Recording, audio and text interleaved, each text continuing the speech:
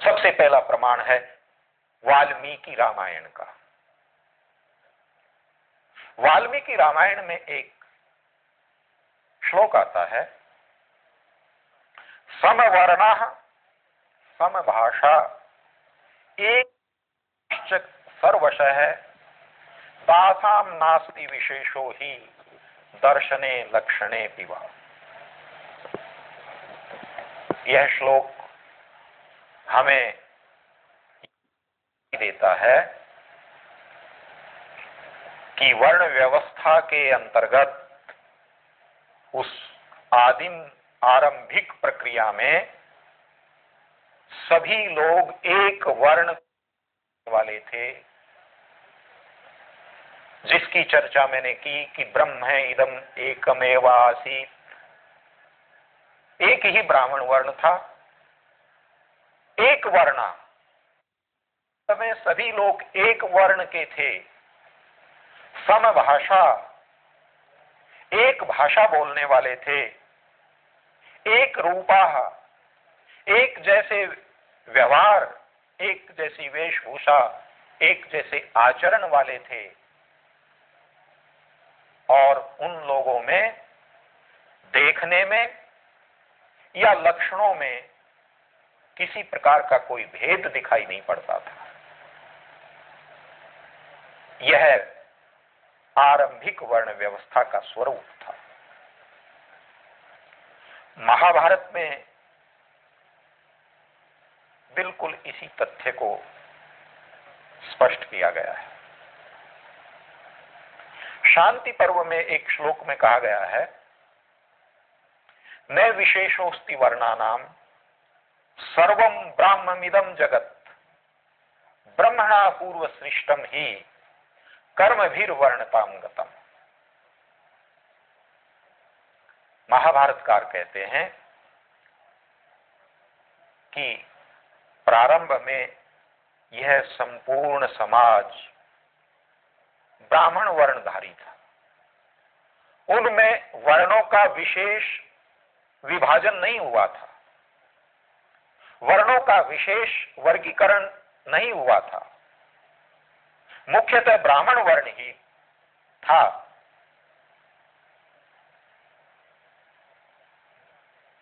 ब्रह्मणा पूर्व सृष्टम ही, ब्रह्मा ने यानी भगवान ने जिस प्रकार वर्णों की सृष्टि की, उसी के अनुसार पहले ब्राह्मण वर्ण बना। कर्मभिर्वर्णताम गतम, कर्मों की भिन्नता से विभिन्न वर्णों में परिवर्तित हो गया। व्यवसाय की भिन्नता से विभिन्न वर्णों में परिवर्तित होता चला गया। अर्थात ब्राह्मण वर्ण से जिस जिस व्यवसाय की, जिस जिस कर्म की आवश्यकता हुई, उस व्यवसाय और कर्म के अनुसार विभिन्न वर्ण बने। क्षत्रिय वर्ण बना, वैश्य वर्ण बना और शूद्र वर्ण बना।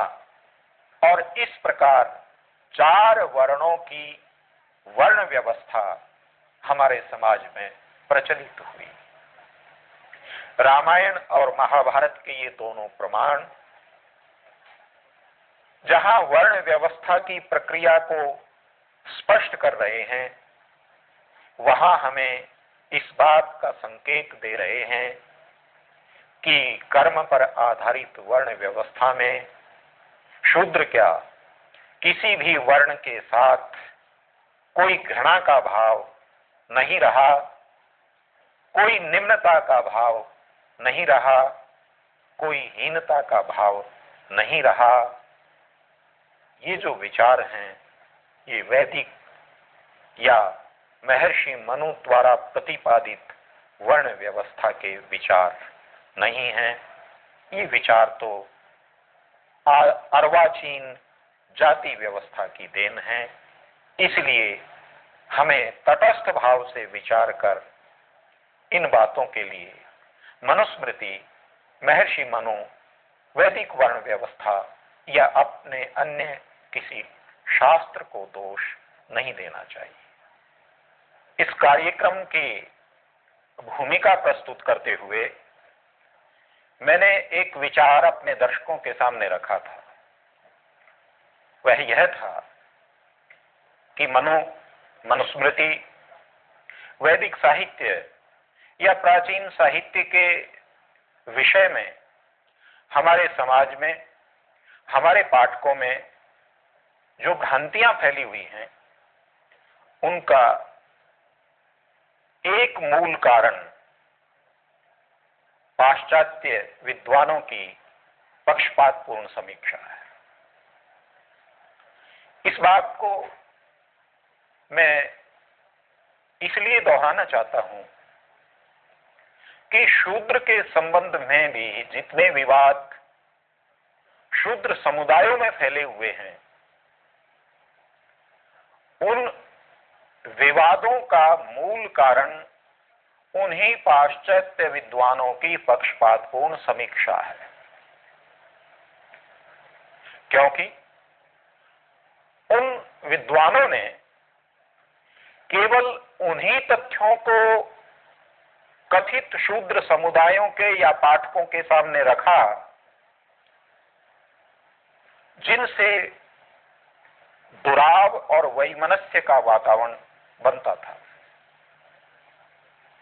उन सद्भाव एवं उत्तम तथ्यों को लोगों के सामने नहीं रखा जिनके द्वारा समाज में सद्भाव का वातावरण बनता। शूद्र के संबंध में वह अनार्य व्यक्ति है, ये मिथ्या धारणा जो प्रचलित हुई, यह भी उन्हीं समीक्षकों की देन है। कथित शूद्र समुदाय यह आरोप मनुस्मृति पर लगाते हैं, प्राचीन वैदिक वर्ण व्यवस्था पर लगाते हैं, प्राचीन ऋषि मुनियों पर लगाते हैं कि उन लोगों ने हमें अनार्य घोषित करके हमारा अपमान किया है। मैं इस विषय पर अपने दर्शकों के सामने यह निवेदन करना चाहता हूं कि जो लोग ऐसा कहते हैं वह उन लोगों ने मनुस्मृति को और अपने प्राचीन साहित्य को या तो एकांगी रूप में पढ़ा है अथवा गंभीरता से नहीं पढ़ा है। संपूर्ण वैदिक वर्ण व्यवस्था में अथवा कर्म पर आधारित व्यवस्था में शूद्रों को कहीं भी अनार्य नहीं माना गया है। यह मैं पहले भी स्पष्ट कर चुका हूं कि मनुस्मृति की वर्ण व्यवस्था का स्वरूप क्या था, उसकी सीमा क्या थी। एक बार उसकी पुनरावृत्ति फिर करूं, उससे पूर्व एक निवेदन में और करना चाहता हूं। वह यह है कि मनुस्मृति में वर्णित बहुत सारी ऐसी व्यवस्थाएं हैं जिनको जातिवादी व्यवस्था ने बदल करके अपने अनुकूल ढाल लिया है, लेकिन आज भी उन बातों के लिए मनु को जिम्मेदार